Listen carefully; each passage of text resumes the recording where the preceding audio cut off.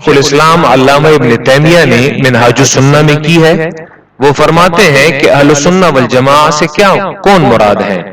تو وہ فرماتے ہیں پس سنت کا لفظ نص کو شامل ہے اور جماعت کا لفظ اجماع کو شامل ہے. لہذا اہل السنہ والجماعہ یہ وہ لوگ ہیں ہم المتبعون للنص والاجماع جو نص یعنی قرآن و سنت اور اجماع کی تابعداری کرنے والے لوگ ہیں.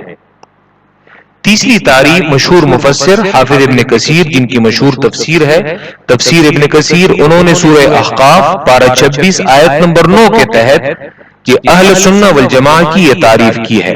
وہ فرماتے ہیں وَأَمَّا أَهْلُ السُّنَّةِ وَالْجَمَاعَةِ فَيَقُولُونَ فِي كُلِّ فِعْلٍ وَقَوْلٍ لَمْ يَثْبُتْ عَنِ الصَّحَابَةِ فَهُوَ بِدْعَةٌ لِأَنَّهُ لَوْ كَانَ خَيْرًا لَسَبَقُونَا إِلَيْهِ لِأَنَّهُمْ لَمْ يَتْرُكُوا خَصْلَةً مِنْ خِصَالِ الْخَيْرِ إِلَّا وَقَدْ بَادَرُوا إِلَيْهَا. اور اہل سنہ والجماعہ یعنی یہ وہ گروہ ہے، یہ وہ فرقہ ہے جو کہتے ہیں ہر قول اور فعل جو صحابہ کرام رضی اللہ عنہم سے ثابت نہ ہو تو وہ بدعت ہے.